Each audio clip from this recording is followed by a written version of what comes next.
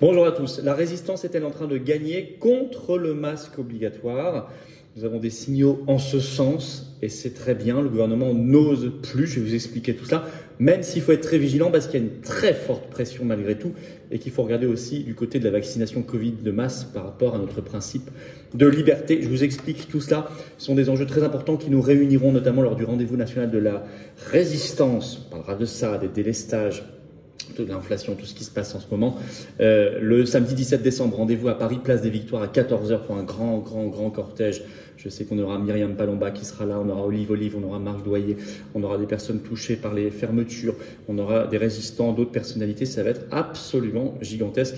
Organisez-vous de toute la France pour venir, il y aura du monde et en plus, on sera à 8 jours de Noël, donc on fera quelque chose de très spécial pour cela, évidemment, pour l'occasion. Avant cela, le 15 décembre, je suis en Meurthe-et-Moselle. Vous écrivez à référence 54 tout collé sans accent @les-patriotes.fr si ça vous intéresse pour vous inscrire, pour venir dans le cadre de mon tour de France de la résistance, bien évidemment. Et on se retrouve ce vendredi 9 décembre à 19h sur cette chaîne pour notre direct. Je prends vos questions en direct et on regarde l'actualité brûlante en direct. Voilà, abonnez-vous d'ici là à cette chaîne, le petit bouton s'abonner en dessous. Plus vous êtes abonnés, nombreux à cette chaîne, plus les vidéos sont automatiquement recommandées par YouTube à des gens qui ne nous connaissent pas encore. Donc vraiment, faites ce petit effort, s'il vous plaît, si vous regardez les vidéos, de vous abonner à la chaîne. C'est un clic, c'est gratuit, c'est instantané. Grand merci, y compris à ceux qui l'ont fait récemment. Venez aux Patriotes. Ça, c'est la carte orange, carte d'espérance, le pass salutaire, comme disent certains, un beau passeport d'espérance, de liberté, de souveraineté, de dignité, de patriotisme, d'humanité sont nos valeurs pour nous et les générations qui viennent. Et on se bat ensemble, en métropole, outre-mer, à l'étranger, où on est présent partout, dans le plus vaste, plus grand mouvement souverainiste et de défense des libertés de France. Ben oui, on se bat ensemble et j'ai besoin de vous contre l'oligarchie. Le lien pour adhérer ou reprendre votre adhésion annuelle, c'est le même lien. C'est le premier sous la vidéo en description. Il est également en commentaire épinglé. Il sera dans les dernières secondes de cette vidéo. En cliquant sur votre écran, vous avez le choix. Sous la vidéo en description, il y aura un deuxième lien, vous verrez, pour faire un don de soutien aux patriotes, nous permettant de financer nos actions parce qu'on n'a pas un centime de financement public, je le dis et le redis. Et vous avez une défiscalisation aux 2/3 si vous adhérez, réadhérez ou faites un don aux 2/3. Pensez d'ailleurs à le faire avant le 31 décembre. Vous avez une fenêtre d'opportunité. Ensuite, les compteurs fiscaux sont remis à 0 le 1er janvier. Pensez à le faire. Et bravo aux donateurs, aux réadhérents. Bienvenue aux nouveaux adhérents patriotes. Pour les dons supérieurs à 500 €, on a créé un service dédié. Par ailleurs, en plus, mais quel que soit le montant, c'est génialement utile. Alors, masque obligatoire. Est-ce que le gouvernement est contraint de plier? Moi, je trouve qu'il y a une belle action de la résistance. On a préventivement organiser le combat et ça paye. Je vous expliquais tout cela, même s'il faut être extraordinairement vigilant. Les mauvais coups sont possibles et vous allez voir qu'il y a une forte pression malgré tout. En effet, pourquoi je vous dis que c'est plutôt pas mal, c'est que ce 7 décembre sur RTL, Premier ministre Elisabeth Borne s'est déclarée contre l'obligation du port du masque. C'était un peu surprenant. Elle a déclaré ceci, je cite, « Il faut compter sur la responsabilité de chacun.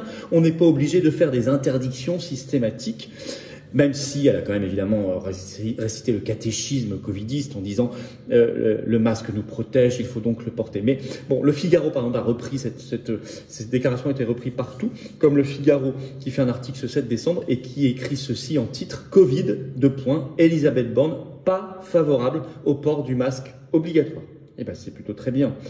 Et en effet, manifestement, le gouvernement a peur des Français cette fois-ci. Et ça, c'est une belle avancée et une première belle victoire pour nous tous de la résistance. Par exemple, TF1.fr, ce 6 décembre, sort un article, qui est toujours en ligne, bien sûr. Je cite le titre, « Le retour du masque tétanise le gouvernement ». Eh oui. Et l'Indépendant sort un article ce 7 décembre, le titre « Covid-19 9e vague, pourquoi le gouvernement ne va pas rendre le masque obligatoire ?» en reprenant notamment les propos sur RTL le matin d'Elisabeth Borne. Et nous avons une autre arme à notre disposition, tout en étant lucide sur son efficacité, mais quand même, c'est le droit. C'est expliqué dans un article du 7 décembre de la Dépêche, le titre « Covid-19, rendre le masque obligatoire sera plus difficile qu'auparavant pour le gouvernement ». Explication, je vous explique tout ça en vous lisant des extraits de cet article. La situation est beaucoup plus complexe cette fois, car la France, depuis le 31 juillet dernier, n'est plus sous le régime de l'état d'urgence sanitaire, ce cadre institutionnel d'exception qui permettait au gouvernement de prendre rapidement les décisions limitant les libertés publiques. comme le port du masque. Si le gouvernement, je lis toujours, veut rendre obligatoire le port du masque et permettre le contrôle de cette obligation, il lui faut passer par une loi. Compte tenu du fait que le gouvernement ne peut s'appuyer que sur une majorité relative à l'Assemblée nationale, cette option semble exclue. Ne resterait alors, écrivent-ils, pour le gouvernement que la voie du décret instituant l'obligation du port du masque. Mais un tel décret, poursuivent-ils, pourrait être déféré devant le Conseil d'État par un usager des transports ou un administré pour obtenir son annulation. Et le Conseil d'État peut estimer que la Première ministre, moi je dis le Premier ministre, n'a pas le pouvoir de prendre un tel décret. Fin de citation. Ça pourrait être annulé. Et nous pourrions par exemple être cet administré ou cet usager des transports pour faire ce recours, on ne se gênerait pas d'ailleurs, devant le Conseil d'État le plus vite possible. Même s'il faut être très prudent parce que le Conseil d'État a un lourd passif très décevant sur le Covid, il ne nous a pas défendu, donc moi je resterai très prudent. Ceci dit, bravo cet été à tous ceux qui se sont mobilisés pour que cet état d'urgence ou quelque chose qui y ressemble ne soit pas prolongé après le 31 juillet. On a gagné, on a fait pression sur les députés, ils ont voté dans le bon sens, on a échappé au pire. Donc ça devient beaucoup plus compliqué pour le gouvernement. Donc bravo là aussi à l'action de la résistance, y compris pendant les vacances et pendant l'été.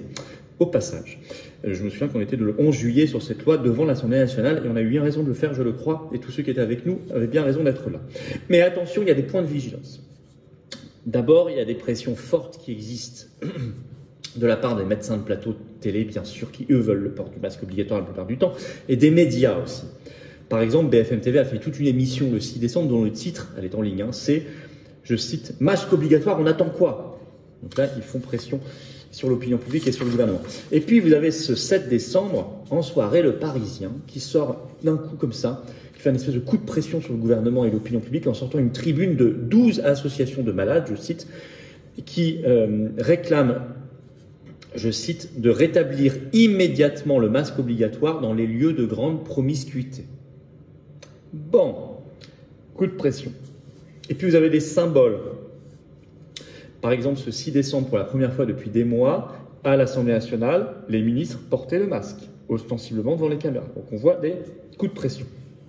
Vous avez aussi, attention, c'est cette semaine que le COVARS, présidé par Brigitte Autran, donc ce qui a remplacé le conseil scientifique de Jean-François Delfrécy, c'est cette semaine que ce COVARS doit rendre son avis sur ce masque obligatoire ou pas. Or, ce COVARS et Brigitte Autran sont des covidistes. Donc attention. Par ailleurs, on a appris via le porte-parole du gouvernement Olivier Véran, qui était sur France 2 ce 6 décembre, que ce 9 décembre, eh bien, le ministre François Braun, ministre de la Santé, ferait une conférence de presse sur le Covid. Ça, c'était pas arrivé depuis longtemps. Que va-t-il annoncer? Pourquoi fait-il cette conférence de presse? Il y a une pression médiatique sur lui. Par exemple, un article de la Dépêche du 7 décembre, le titre Covid-19, le port du masque sur le point de redevenir obligatoire, pour interrogation, en disant conférence de presse du ministre de la Santé ce vendredi. Donc à suivre. Et puis au-delà du masque obligatoire, vous avez une pression vaccinolâtre. Et ça, il ne faut pas l'oublier. Contre la liberté que nous défendons évidemment. Alors pression vaccinolâtre, par exemple sur RTL, toujours Elisabeth Borne ce 7 décembre, qui a déclaré, concernant le vaccin Covid-19, je cite, « Il faut que chacun y aille ». Ce qu'elle a dit exactement, je vais vous le citer. Si vous allez chez votre pharmacien et que vous dites « Je vais voir ma grand-mère pendant les vacances », vous avez accès gratuitement au vaccin. Il faut que chacun y aille. Il faut être attentif pour les personnes fragiles en se faisant vacciner si on doit aller voir sa famille pendant les fêtes. Bon, Elisabeth Borne. Donc en conclusion, il faut augmenter la pression. Au moment où nous avons quand même, manifestement, nous sommes en train de gagner le match, il faut augmenter la pression contre ce masque obligatoire, augmenter la résistance. Vous savez qu'on a créé un site qui s'appelle « Je ne porterai plus le masque.fr ». Allez-y, remplissez la pétition, partagez l'adresse de ce site. Il y a plusieurs options sur ce site qui facilitent la résistance et le travail, et c'est très important. On voit bien que, dans tous les cas, s'ils mettaient ce masque obligatoire, nous sommes en train d'organiser la désobéissance civique de masse, notamment grâce à ce site « Je ne porterai plus le masque.fr ». Porterai AI, évidemment, c'est du futur. Eh bien, si malgré tout ils s'aventurent dans le masque obligatoire, nous serons, si nous sommes des millions pour que ça marche, dans la désobéissance civique de masse. En tout cas, c'est un bel exemple de pugnacité cette affaire, parce qu'on est en train de manifestement de gagner le match, et ça récompense le fait qu'on a préparé préventivement le combat. Ça fait longtemps que je vous en parle, et on a bien raison de le faire. Voilà, on a pu faire pression sur les médias, sur le gouvernement et tous les autres.